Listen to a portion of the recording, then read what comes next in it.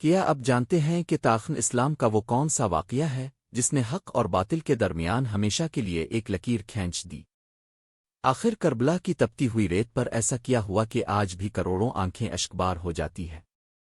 آئیے سنتے ہیں واقع کربلا کی وہ دردناک اور ایمان افروز داستان۔ السلام علیکم ورحمۃ اللہ وبرکاتہ۔ ناظرین، یہ سن 61 ہجری کا زمانہ تھا۔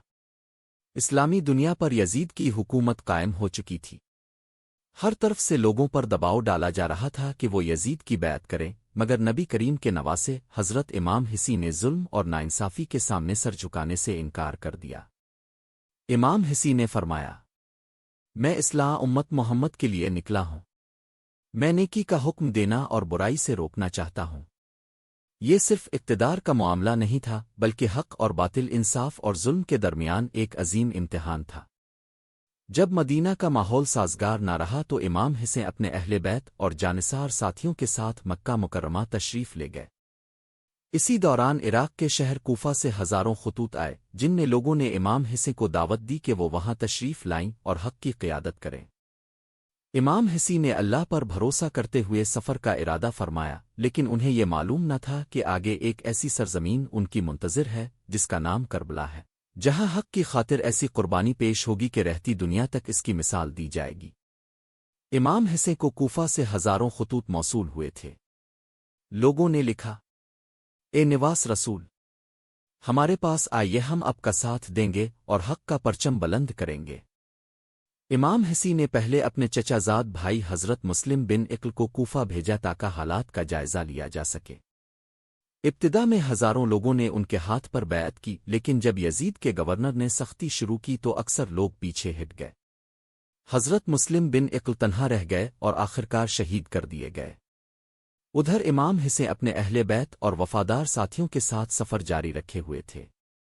راستے میں کئی لوگوں نے عرض کیا، اے حسین، کوفہ کے حالات بدل چکے ہیں، واپس لوٹ جائیں۔ مگر امام حسین نے فرمایا، جو اللہ کی رضا چاہتا ہے وہ آزمائش سے نہیں گھبراتا۔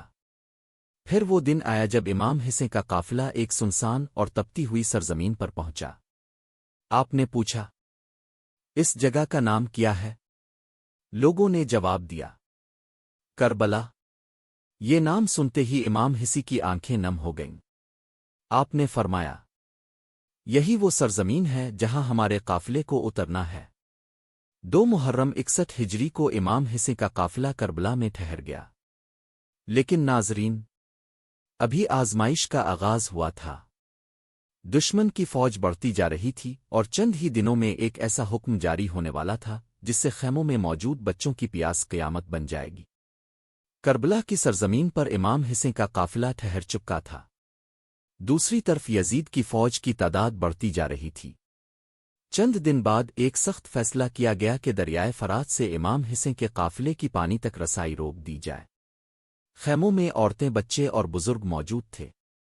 گرمی کی شدت تھی، پیاس بڑھ رہی تھی، لیکن امام حسین اور ان کے ساتھی صبر اور استقامت کے ساتھ اللہ پر بھروسہ کیے ہوئے تھے۔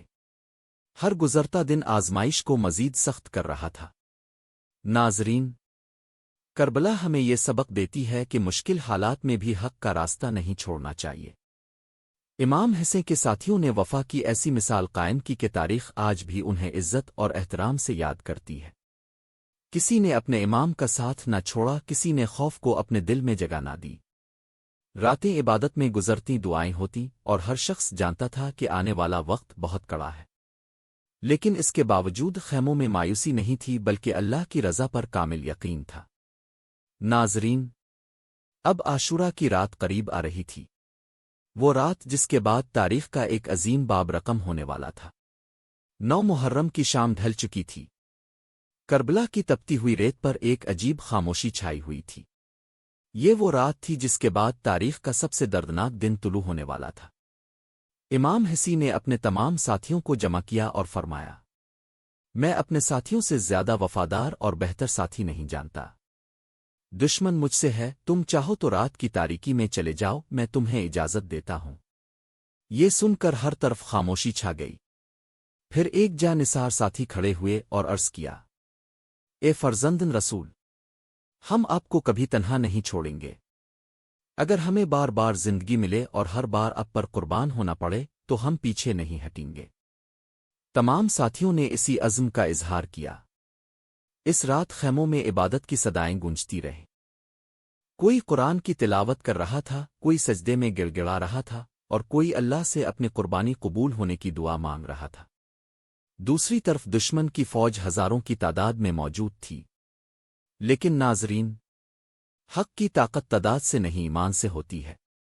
اور پھر 10 محرم کی صبح طلوع ہوئی، ایک ایسا دن جس نے تاریخ کا رخ بدل دیا۔ ناظرین، 10 محرم 61 ہجری کی صبح طلوع ہوئی۔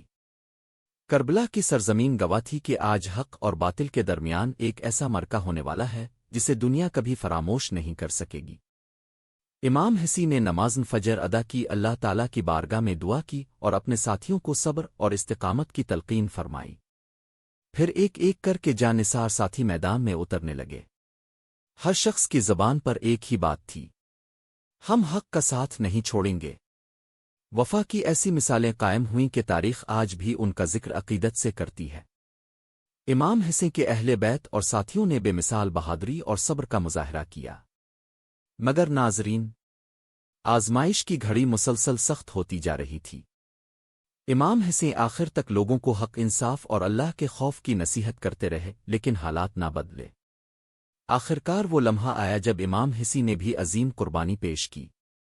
ان کی یہ قربانی صرف اس زمانے کے لیے نہیں تھی، بلکہ آنے والی تمام نسلوں کے لیے ایک پیغام بن گئی کہ حق کے راستے پر ڈٹے رہنا، ظلم کے سامنے نہ جھکنا اور اللہ کی رضا کو ہر چیز پر مقدم رکھنا ہی کامیابی ہے۔ ناظرین، کربلا کا واقعہ آج بھی ہمیں صبر، وفا، قربانی اور استقامت کا درس دیتا ہے۔ لیکن سوال یہ ہے، ناظرین، عاشورہ کا دن گزر گیا لیکن کربلا کا پیغام قیامت تک کے لیے زندہ ہو گیا۔ یہ واقعہ ہمیں سکھاتا ہے کہ حق کا راستہ کبھی آسان نہیں ہوتا، مگر جو اللہ کی رضا کے لیے ثابت قدم رہتے ہیں، تاریخ انہیں ہمیشہ عزت اور احترام سے یاد رکھتی ہے۔ کربلا ہمیں یہ سبق دیتی ہے، ظلم کے سامنے سر نہ جھکاؤ، سچائی کا ساتھ دو چاہے حالات کتنے ہی مشکل کیوں نہ ہوں۔ صبر اور استقامت کو اپنی زندگی کا حصہ بناؤ، اللہ تعالیٰ پر کامل بھروسہ رکھو۔ ناظرین، کربلا صرف ایک تاریخی واقعہ نہیں بلکہ ایک زندہ پیغام ہے کہ ایمان، صبر اور قربانی سے انسان ہمیشہ سر بلند رہتا ہے۔